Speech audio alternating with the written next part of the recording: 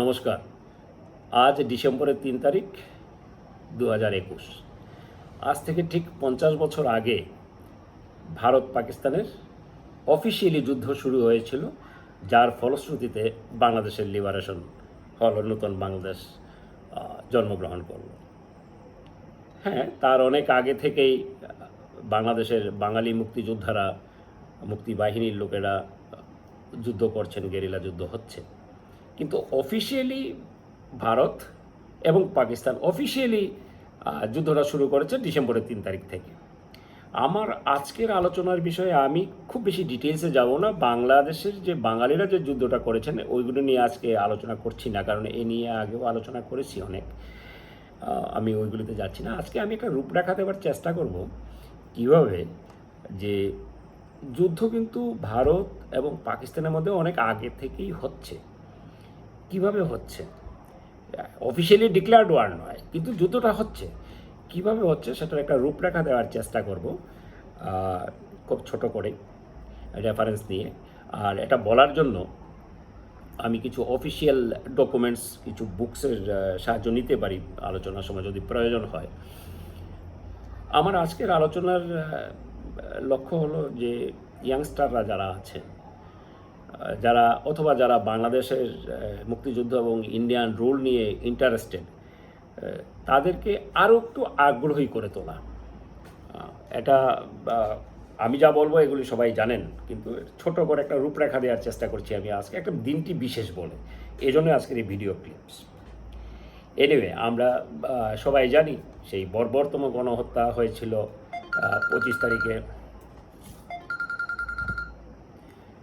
তারিখে, মার্চের 25 তারিখে অপারেশন সার্চ লাইট পাকিস্তানিরা করেছিল।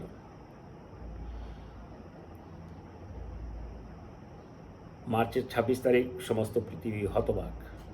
এ ধরনের নৃশংস গণহত্যা সেকেন্ড ওয়ার্ল্ড ওয়ারের পর আর হয়নি কোথাও।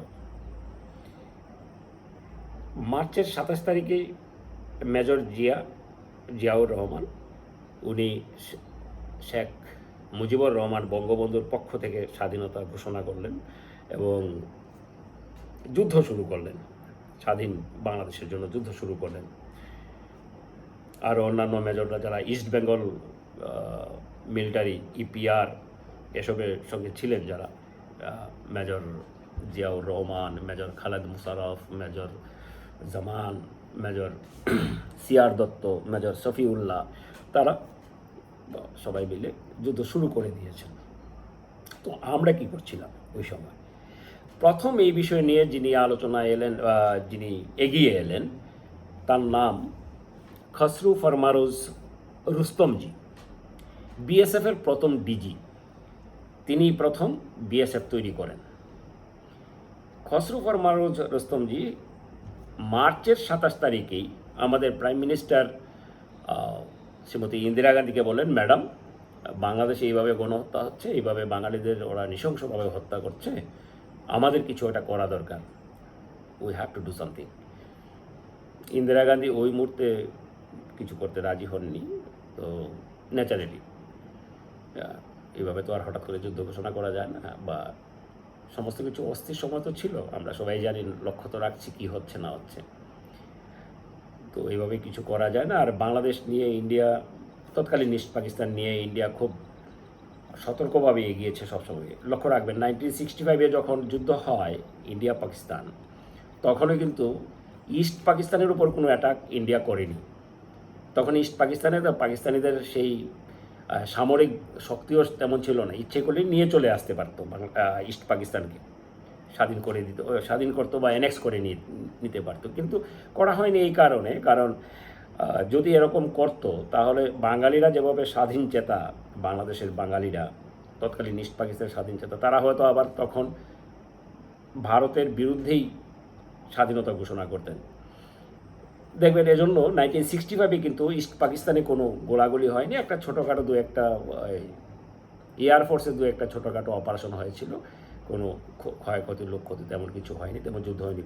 ইস্ট পাকিস্তান শান্ত, ইস্টার্ন ফ্রন্টিয়ারে তখন বিশেষ কিছুই হয়নি।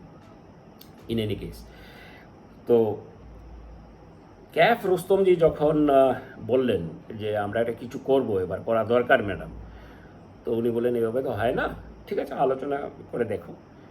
তো কেএফ রুস্তমজি হোম সেক্রেটারি, তৎকালীন আমাদের ইউনিয়ন হোম সেক্রেটারি, এবং রয়ের চিফ ছিলেন আমাদের আর.এন. কাও, এবং অন্যান্য যারা অফিসার ছিলেন তারা আলোচনায় বসলেন 28 তারিখে, মার্চের 28 তারিখে আলোচনায় বসলেন। তারা কেউই বিশেষ ওপেনলি তো করার পক্ষেই ছিলেন না, আর সতর্কভাবে চলার জন্য বারবার বলছিলেন। তো ব্যুরোক্রেটিক লেভেলে সতর্কভাবে চলা মানে হলো লেটস ওয়াচ, এরকম একটা ব্যাপার থাকে। ইন এনি কেস কেএফ রুস্তমজিও ছাড়ার পাত্র নন, উনি খুব প্রেশার দিলেন যে কিছু একটা করতে হয়। আলটিমেটলি মার্চের 29-এ Indira Gandhi prime minister KF রুস্তমজিকে বললেন ঠিক আছে, তুমি যদি কিছু করতে চাও করো, but don't get caught, whatever you want to do but don't get caught. তো ক্ল্যান্ডেস্টাইন অপারেশন এবার শুরু হয়ে গেল, কারণ কেএফ রুস্তমজি যে ছোট্ট একটা ডিরেকশন পেলেন, ভেরি ল্যাকনিক একটা ডিরেকশন প্রাইম মিনিস্টারের কাছ থেকে, তো উনি শুরু করে দিলেন তার কাজ। কেএফ রুস্তমজির দুজন খুব ব্রিলিয়েন্ট অফিসার ছিলেন, একজন গোলক মজুমদার আর একজন ব্রিগেডিয়ার বিসি পান্ডে। গোলক মজুমদার একসময় ত্রিপুরাতে আমাদের এসপি ছিলেন ত্রিপুরাতে। যাই হোক, তো গোলক মজুমদারের উপর ভার পড়ল ইসেতে ওয়েস্ট বেঙ্গল সেক্টর, আর ব্রিগেডিয়ার বিসি পান্ডে পড়ল ত্রিপুরা। তো দেখা যাচ্ছে এই ইসে পাবার সঙ্গে সঙ্গে প্রাইম মিনিস্টারের গ্রিন সিগন্যাল পাবার সঙ্গে সঙ্গে কেএফ রুস্তমজি ব্রিগেডিয়ার বিসি পান্ডেকে ত্রিপুরাতে পাঠিয়ে দিলেন। আমি official documents, these are the official documents, you can very well see that. এই যে অফিসিয়াল ডকুমেন্টস থেকে আমি বলছি, যেভাবে লেখা আছে আমি সেভাবেই বলছি। অন 31 মার্চ 1971, লক্ষ্য রাখবেন 25 তারিখে অপারেশন জেনোসাইডে, 27 তারিখে মেজর জিয়ার স্বাধীনতা ঘোষণা, 30 তারিখে আমাদের পার্লামেন্টে উঠলো, আর 31 তারিখেই, মার্চের 31 তারিখে 4-5 দিনের মধ্যে brigadier B C Pande reached Agartala in Tripura with his command of group consisting of a few officers and 123 other ranks to carry out the following tasks. Following tasks-গুলো কী ছিল তখন তাদের হাতে? To contact the liberation forces and help them as best as possible. Liberation forces বলতে এখানে major Zia, তারপর major Khaled Mosharraf মেলাঘরে, major Zia এর সাথে হরিনাথে, major Shafiullah এবং মেজর জামান, তাদেরকে সাহায্য করার জন্য, to contact the liberation forces and help them as best as possible. এটা গেল 1 নম্বর। 2 নম্বর হলো to train paramilitary forces and people who volunteer to join Mukti Bahini. কোনো ব্যাপারে গেরিলা অপারেশনের ব্যাপারে যাতে ওই যে মিলিটারি অফিসাররা যারা আছেন বা প্যারামিলিটারি অফিসাররা যারা আছেন, ইস্ট বেঙ্গল রেজিমেন্ট এগুলো, তাদেরকে ট্রেন করা, এবং যারা ভলান্টিয়ার করতে চায় গেরিলা অপারেশনসে তাদেরকে সাহায্য করা। দেখুন তখনও কিন্তু ত্রিপুরাতে সেইভাবে আসেনি, শরণার্থী আসেনি, যেখান থেকে এই গেরিলাগুলো তৈরি হয়েছিল, গেরিলারা বাংলাদেশ অপারেশনে জয়েন করেছিল, তখনও কিন্তু ওইভাবে আসেনি। মার্চের মাঝামাঝি সময় থেকে বা ধরুন 7th উইক থেকেই বা ফার্স্ট উইকের শেষ দিক থেকেই আসা শুরু করেছিল মূলত। তো আর 2 নম্বর হলো যে এই যে গেরিলা যারা নেওয়া হয়েছিল শরণার্থী শিবির থেকে, তাদের পেছনে তাদের যে এনএম ন্যাশনাল অ্যাসেম্বলি মেম্বার্স যারা, ওই তাজউদ্দিন নজরুল ইসলামী, তারা যারা আছেন, তাদের একটা সাপোর্ট ছিল, তাদের একটা বক্তব্য ছিল এটাতে। তো কিন্তু বিএসএফ কিন্তু তখন থেকেই ভাবছে যে আমরা গেরিলা তৈরি করবো 31 তারিখে, তখনও কিন্তু শরণার্থীরা আসা শুরু করেনি, 1জন 2জন 3জন হয়তো চলে এসছেন, কিন্তু 31 তারিখেই ওরা প্ল্যান করেছে যে আমরা গেরিলা তৈরি করব। অফিসাররা তো যুদ্ধ করছেন, খালেদ মোশাররফ যুদ্ধ করছেন, মেজর সফিউল্লাহ যুদ্ধ করছেন, মেজর সিআর দত্ত যুদ্ধ করছেন, মেজর জিয়া যুদ্ধ করছেন, কিন্তু আমরা গেরিলাও তৈরি করব। তো এই যে গেরিলা তৈরি করার ব্যাপারটাও তারা মাথায় ছিল। 2 number task, to train paramilitary forces and people who volunteer to join Mukti Bahini. 3 number প্ল্যানটা কি ছিল? To plan and conduct such operation as may help Mukti Fauj to achieve their aim. Mukti Fauj মানে মিলিটারি অফিসাররা, তাদের জন্য প্ল্যান তৈরি করা, অপারেশন কন্ডাক্ট করা, যেগুলো এই তাদের সাহায্য করবে, এই মিলিটারি অফিসারদের সাহায্য করবে, মেজর জিয়াকে সাহায্য করবে, মেজর খালেদ মুশারফকে সাহায্য করবে, সিআর দুটোকে সাহায্য করবে, অথবা ফর দ্যাট ম্যাটার সফিউল্লাহ বা মেজর জামান, তাদের সাহায্য করবে এই ধরনের প্ল্যান তৈরি করা। আরেকটা হলো to liaise with civil and military authorities and keep them informed about the situation on our borders. এই যে যোগাযোগ করা, সিভিল অথরিটিস যারা আছেন তাদের সঙ্গে যোগাযোগ করা, হ্যাঁ যোগাযোগ করা একটা বিশেষ কাজ ছিল তাদের। বর্ডারে কী হচ্ছে না হচ্ছে এই ইনফরমেশনগুলো পৌঁছে দেওয়া সিভিল অথরিটিকে। দেখা গেল যে এপ্রিলের 2 তারিখে এমএজে ওসমানী, যিনি পরবর্তী ক্ষেত্রে বাংলাদেশি ফোর্সের কমান্ডার ইন চিফ হয়েছিলেন, মানে সর্বাধিনায়ক, তিনি 2 তারিখে আগরতলা এলেন, পায়ে হেঁটে এসছেন, ঢাকা থেকে পায়ে হেঁটে এসছেন এখানে 2 তারিখে। এসে এখানে যোগাযোগ করলেন বিএসএফ যারা অফিসাররা ছিলেন, ব্রিগেডিয়ার বিসি পান্ডে যোগাযোগ করলেন তার সঙ্গে, মেজর এমএজে ওসমানীর সঙ্গে। আমাদের ডিএম ছিলেন ত্রিপুরাতে ওমেশ সাইগাল, তার সঙ্গে যোগাযোগ করলেন, তারপর আলোচনা হলো, তারপর একটা স্ট্র্যাটেজিক প্ল্যান তৈরি করা হলো, যেটা তেলিয়াপাড়াতে, বাংলাদেশে তেলিয়াপাড়ার চা বাগানে একজন ম্যানেজারের বাংলোতে বসে সেক্টরসগুলি তৈরি করা হলো। মূলত 11টা সেক্টর, একটা অ্যাডমিনিস্ট্রেটিভ সেক্টর আর 10টা ফিল্ড সেক্টরসে তৈরি করা হলো। একটা সেক্টরের চার্জে গেলেন এক মেজর, যেমন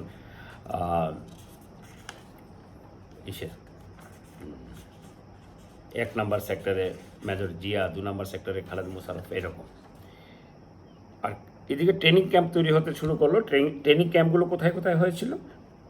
ট্রেনিং ক্যাম্প হয়েছিল বগাভাতে, কাঠালিয়াতে, তেলিয়াপাড়া সিমনা এলাকাতে, আশারামবাড়িতে, পাথারকান্দি মানে বরাক ভ্যালির পাথারকান্দিতে এটা ব্রিগেডিয়ার বিসি পান্ডের আন্ডারে ছিল। এখানে ক্যাম্পসগুলো তৈরি হলো। সব মিলিয়ে 2150 জন বাংলাদেশিকে বিএসএফ ট্রেন করেছে। তাদের বিভিন্ন ধরনের crafts, training cover tactics, field craft, use of rifles, LMG, MMG, 3-inch mortars, explosives, এগুলো। তারপর ট্রান্সমিটার লাগানো হলো সাইকোলজিক্যাল ওয়ারফেয়ারের জন্য, বাংলা বেতার, এগুলো। তো আমাদের এলাকাতে ব্রিগেডিয়ার বিসি পান্ডে যা করলেন, যে সেক্টরগুলো তৈরি করলেন, সেগুলো হলো সেক্টর 1 মেজর জিয়া, এরিয়া হলো গিয়ে চট্টগ্রাম থেকে ফেনী, হেডকোয়ার্টার্স হলো গিয়ে রামগড়, পরবর্তী ক্ষেত্রে উনি হরিণাতে চলে এসেছিলেন। সেক্টর 2 মেজর খালেদ মুশারফ, ওনার এরিয়া ছিল ফেনী টু তিতাস রিভার পর্যন্ত। হেডকোয়ার্টার্স ছিল মতিনগরে, উনি মেলাগড়ে ছিলেন পরবর্তী ক্ষেত্রে। মেজর শফিউল্লাহ তিতাস থেকে শায়েস্তাগঞ্জ পর্যন্ত তার এরিয়া ছিল, তার হেডকোয়ার্টার্স ছিল তেলিয়াপাড়া। মেজর জামান ছিলেন শায়েস্তাগঞ্জ থেকে সিলেট পর্যন্ত, মৌলভীবাজারে ছিল তাদের হেডকোয়ার্টার্স। দেখুন, এগুলো স্ট্র্যাটেজিক যে প্ল্যান করা হলো, সেক্টর করা হলো, এগুলো তো ঠিক আছে। বাংলাদেশের যে বাঙালি অফিসাররা, ইস্ট পাকিস্তানের যে বাঙালি অফিসাররা যুদ্ধ করছেন, মেজর জিয়া যুদ্ধ করছেন, খালেদ মুশারফ যুদ্ধ করছেন, তারা যুদ্ধ করছেন, সফিউল্লাহ যুদ্ধ করছেন, সিআর দত্ত যুদ্ধ করছেন, জামান যুদ্ধ করছেন। বিএসএফ কী করছে? বিএসএফ তো ট্রেনিং করছে, ট্রেনিংয়ের জন্য ক্যাম্প তৈরি করছে। না, শুধু ট্রেনিংয়ের জন্য নয়, আর লিয়াসও এগুলো করা ছাড়াও তারা ফিল্ড অপারেশন করতে শুরু করে দিল। এবং সেটা এপ্রিল মাসের 1 তারিখ থেকে করতে শুরু করলো। মানে তারা 31 তারিখে এসে পৌঁছেছে ত্রিপুরায়। তখনও এমএজে ওসমানী আগরতলাতে আসেননি, এমএজে ওসমানী এসেছেন 2 তারিখে। কিন্তু এপ্রিলের 1 তারিখেই বিএসএফের লোকরা এই লুঙ্গি পরে গামছা জড়িয়ে গেরিলা সেজে বাংলাদেশের ভেতরে ঢুকে অপারেশন করছে। আমি অফিসিয়াল ডকুমেন্টস থেকে বলছি।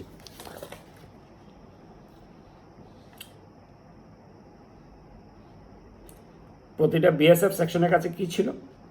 2 LMGs besides রাইফেলস, গ্রেনেডস, আর প্রতিটা ব্যাটালিয়ানে ছিল 6টা MMG মিডিয়াম মেশিন গানস, 6টা 3 ইঞ্চ মর্টার্স।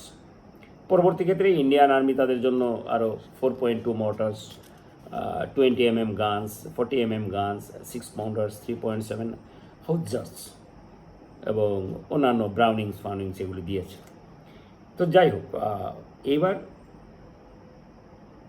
এপ্রিল মাসের 1 তারিখ থেকেই দেখুন, মার্চের 25 তারিখে অপারেশন সার্চলাইট, এই বর্বরতম গণহত্যা। 27 তারিখে মেজর জিয়ার সেই ভাষণ যে বঙ্গবন্ধুর হয়ে আমরা স্বাধীনতা ঘোষণা করছি, যুদ্ধ করছি। 30 তারিখে পার্লামেন্টে উঠলো আমাদের এখানে। 31 তারিখে ব্রিগেডিয়ার পান্ডে এলেন। 1 তারিখ থেকেই, তার পরদিন থেকে, আসার পরদিন থেকেই বিএসএফ কি মানে লাইটনিং স্পিডে কাজ করছেন। দেখুন, এপ্রিল মাসের 1 তারিখ Shobhapur bridge over Feni on Chittagong Comilla line 1 তারিখ রাত্রিরে উড়িয়ে দিল বিএসএফ।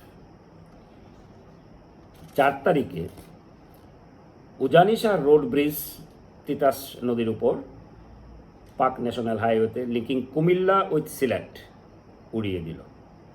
4 এপ্রিলে Gangasagar railway bridge between Chittagong and Comilla উড়িয়ে দিল। Ramnagar railway bridge on Comilla Dhaka railway line 5 April উড়িয়ে দিল। Dhumghat railway bridge over Feni linking Chittagong with Noakhali and Comilla উড়িয়ে দিল। বিজাপুর রোড ব্রিজ 12 এপ্রিল উড়িয়ে দিল। Miabazar road bridge on Kakrimalla 25 April উড়িয়ে দিল। শাহবাজার রোড ব্রিজ তিতাস নদীর ওপর 16 এপ্রিল উড়িয়ে দিল। 14 গ্রাম রোড ব্রিজ 19 এপ্রিল উড়িয়ে দিল। Gunabati rail bridge on little Feni 20 April উড়িয়ে দিল। গোয়াদনগর রোড ব্রিজ 26 এপ্রিল উড়িয়ে দিল। এগুলো সব বিএসএফ করেছে। এই যে গামছা লুঙ্গি পরে ভেতরে ঢুকে এগুলো সব উড়িয়ে দিয়েছে। এগুলো ফলে পাকিস্তানি আর্মির মুভমেন্ট অনেকটাই রেস্ট্রিক্টেড করে দিয়েছে ওরা। ঠিক এই সময়টার মধ্যে আরও অন্যান্য অপারেশন করেছে, যেগুলো এর আগেও আমরা আলোচনা করেছি। যেমন ধরুন 10 এপ্রিলে যে প্রক্লেমেশন অফ ইন্ডিপেন্ডেন্স, 17 এপ্রিলে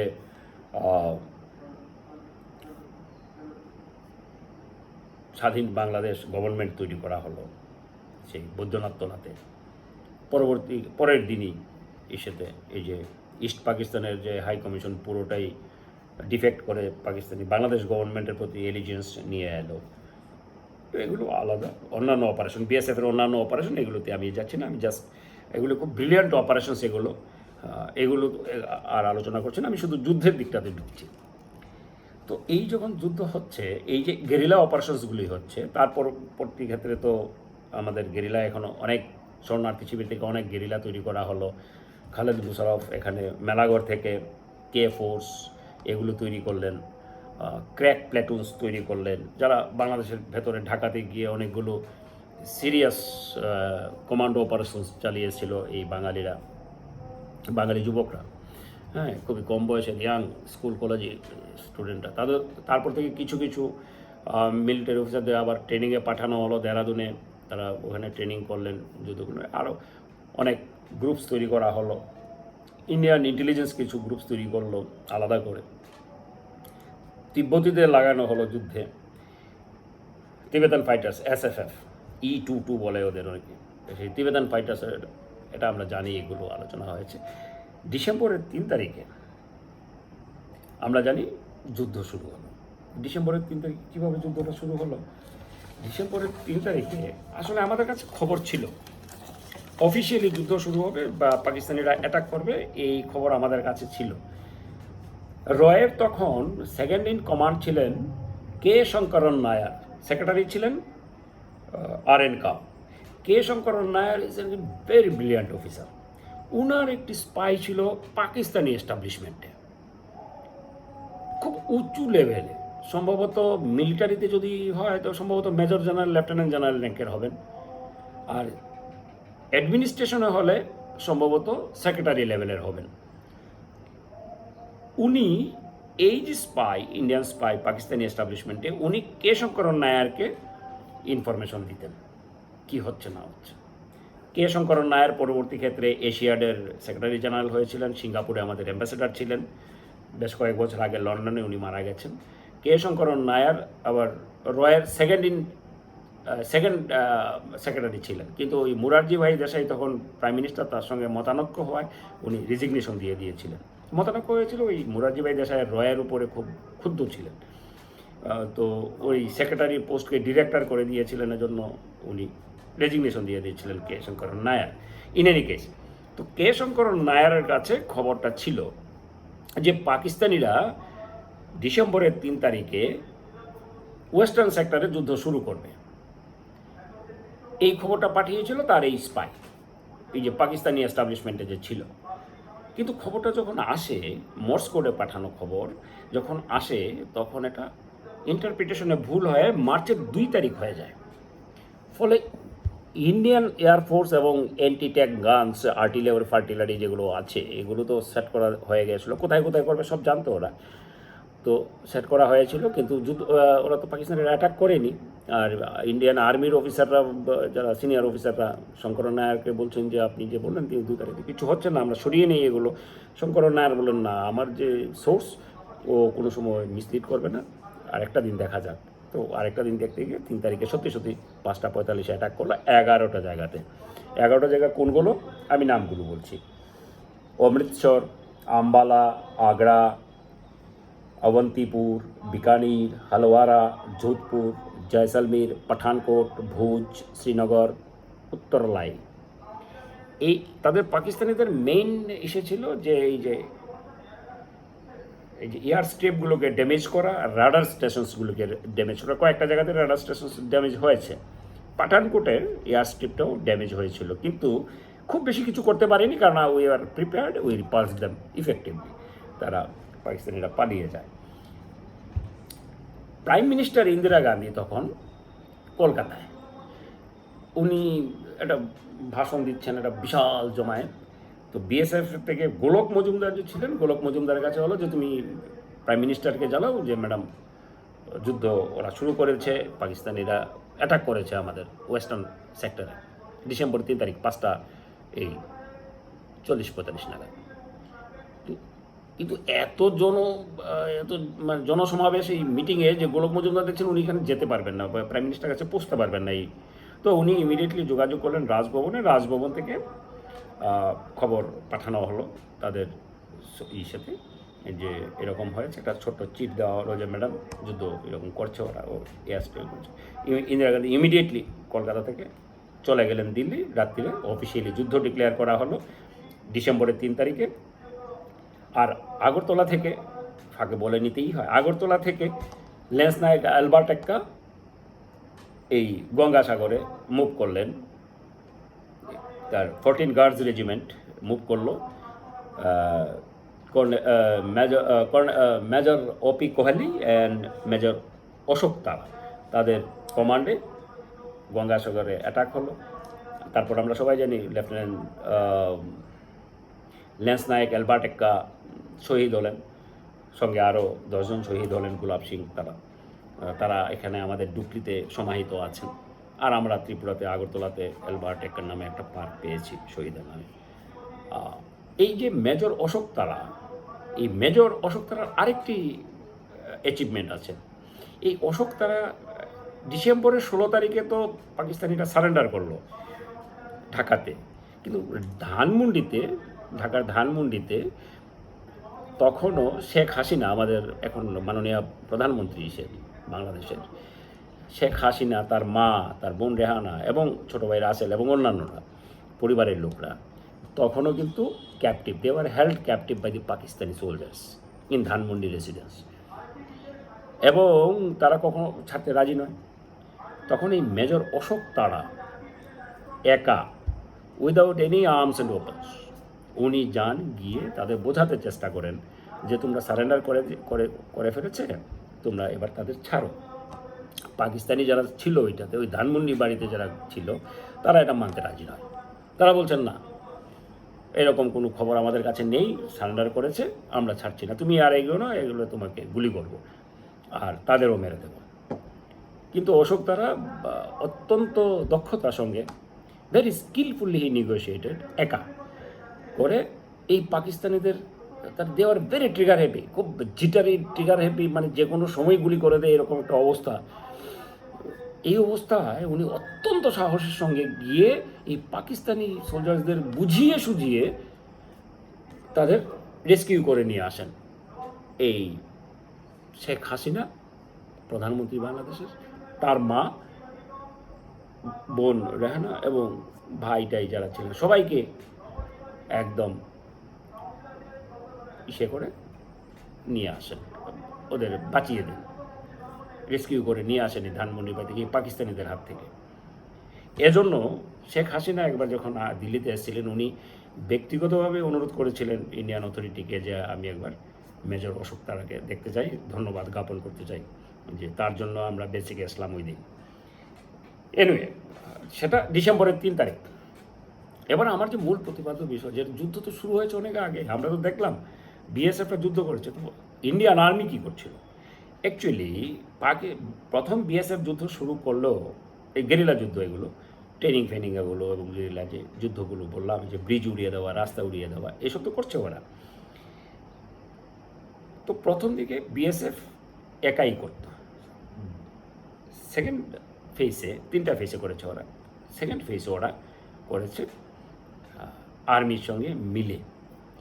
নভেম্বর থেকে, ইনফ্যাক্ট নভেম্বরের সেকেন্ড উইক থেকে আর্মি অপারেশন করতে শুরু করলো। ইনফ্যাক্ট নভেম্বরের সেকেন্ড উইক থেকে আর্মি ইস্ট পাকিস্তানের ভেতরে ঢুকে গেছে। এটা স্বীকার করা হয় না বা তখন বলা হয়নি। এটাকে ইঞ্চিং ফরওয়ার্ড যে স্ট্র্যাটেজি করে ওরা পাকিস্তানের ভেতরে ঢুকতে শুরু করেছে।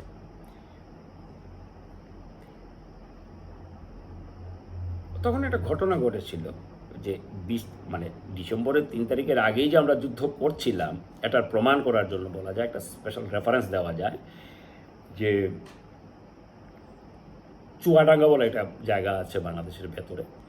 ওই জায়গাতে প্রায়, একটা জায়গাটা হলো ধরুন 20 কিলোমিটার নর্থ ওয়েস্টে 20 কিলোমিটার যশোর থেকে, ওই এলাকাতে তখন ওরা একটা ব্রিজ তৈরি করার চেষ্টা করছে ইন্ডিয়ান আর্মি। ওইখানে একটা জায়গাতে তারা অ্যাটাক করবে। তো এখানে ওই শিখ রেজিমেন্ট, পাঞ্জাব রেজিমেন্ট ছিল। এই সময়টাতে খুব কুয়াশা ছিল। তো প্রথম দিকে কিছু না হলেও 21 তারিখ এবং 21 তারিখ থেকে 20 তারিখের মধ্যে পাকিস্তান এয়ারফোর্স, 21 থেকে 22 তারিখ পর্যন্ত পাকিস্তানি এয়ারফোর্স ম্যাসিভ অপারেশন চালায় এই যে ইন্ডিয়ান আর্মির উপর। যারা এই কাজগুলো করছিল ওরা তো বসে আছে ভেতরে, পাকিস্তানের ভেতরে, ইস্ট পাকিস্তানের ভেতরে এই প্রচণ্ড চালায়, অ্যাটাক চালায় উপর থেকে পাকিস্তানি এয়ারফোর্স। 22 নভেম্বরে তারা ওই পাকিস্তানি এয়ারফোর্স সাবরে করতো, এই ফাইটার্স ইউজ করতো। আর যখন এরকম একটা মেসিভ অপারেশন চালালো, পুরো স্কোয়াড্রন যেন এখানে অপারেশন চালিয়ে দিচ্ছে এরকম মনে হচ্ছে, তখন কুম্ভীগ্রাম থেকে ইন্ডিয়ান এয়ারফোর্স ফ্লাই করলো পাকিস্তানের ভেতরে, যে এইবার আকাশে পাকিস্তানি এয়ারফোর্স এবং ইন্ডিয়ান এয়ারফোর্সের মধ্যে যুদ্ধ, ডগ ফাইট শুরু হয়ে গেল। 21 তারিখ থেকে 22 নভেম্বর পর্যন্ত তারা সম্ভবত 24 সর্টিজ পাকিস্তানি এয়ারফোর্স করেছে এই মিলিটারি ইন্ডিয়ান আর্মির উপর অ্যাটাক করার জন্য। সে যাই হোক, 22 নভেম্বরে অ্যাটাক যখন হলো, যখন ইন্ডিয়ান এয়ারফোর্স গিয়ে অ্যাটাক করলো পাকিস্তানি এয়ারফোর্সকে, একটি প্লেন হিট হয়ে গেল পাকিস্তানি এয়ারফোর্সের। তো পাইলট অফিসার যিনি ছিলেন উনি ইজেক্ট করলেন প্যারাশুট দিয়ে যখন নিচে নেমে এলেন তাকে ইন্ডিয়ান আর্মিরা ধরে ফেলেছে। তখন অ্যাডজুট্যান্ট ছিলেন এইচ.এস. পানাগ। পরবর্তী ক্ষেত্রে উনি লেফটেন্যান্ট জেনারেল হয়েছিলেন। এইচ.এস. পানাগ খুবই ব্রিলিয়ান্ট অফিসার, খুবই নামকরা মিলিটারি অফিসার ইন্ডিয়ান আর্মির এইচ.এস. পানাগ। ওনার জিম্মাতে এই পাইলট অফিসারকে আনা হলো। এই পাইলট অফিসারের নাম পারভেজ কুরেশি মেহেদি।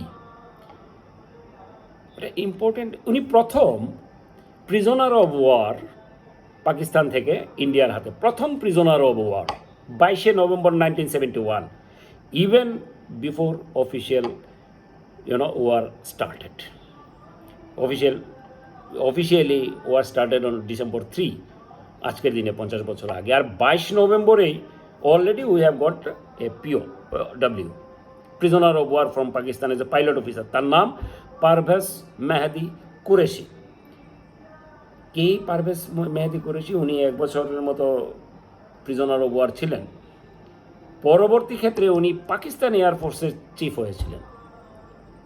হি was chief air chief marshal of Pakistan air force এক সময়। পারভেজ মেহেদি কুরেশি, উনি ছিলেন প্রথম POW ইন্ডিয়ার হাতে। এবং এটা হয়েছিল এই চুয়াডাঙ্গা, কী বলে, গরিবপুর, ওই এলাকাটাতে এই উনি ধরা পড়েছিলেন। তাকে বাঁচিয়েও ছিলেন পানাগ, এইচ.এস. পানাগ। উনি তাকে বাঁচিয়েছিলেন, পাঞ্জাব রেজিমেন্টের হাতে ধরা পড়েছিল। তো এটা হয়েছিল 22 নভেম্বর 1971। এই কয়েকটা ছোট্ট ঘটনা নিয়ে বললাম। যদি কারো আগ্রহ থাকে, আমার জুনিয়র যারা আছেন তাদের যদি আগ্রহ তৈরি হয় বাংলাদেশ ওয়ার সম্পর্কে, আমাদের কত ধরনের স্ট্র্যাটেজি, কত ধরনের কৌশল, কতভাবে কত গোপন অপারেশন চালানো হয়েছে, তিব্বতীরা এসে অপারেশন করেছে, কত গোপন অপারেশন চলেছে, এগুলি নিয়ে যদি আগ্রহ তৈরি হয়, সেজন্যই আমার এই ভিডিও ক্লিপ। আজকের দিনে ডিসেম্বর 3, 1971 যা হয়েছিল, যুদ্ধ শুরু হয়েছিল, আজকে 50 বছর পর আজকে এই রেকর্ডিংটা করলাম, ডিসেম্বর 3, 2021। তৎসঙ্গে শ্রদ্ধা জ্ঞাপন করতে হয় পরমবীর ল্যান্স নায়ক অ্যালবার্ট এক্কাকে, গুলাব সিংকে এবং অন্যান্য আর্মির যে 14 গার্ডস রেজিমেন্টের সেই শহীদদের, যারা আমাদের এখানে শায়িত আছেন আমাদের ডুকলিতে। তারা প্রাণ দিয়েছিলেন ডিসেম্বরের 3 তারিখ রাত্রি, 3 তারিখ এবং 4 তারিখের মাঝামাঝি সময়টাতে। সবাইকে ধন্যবাদ।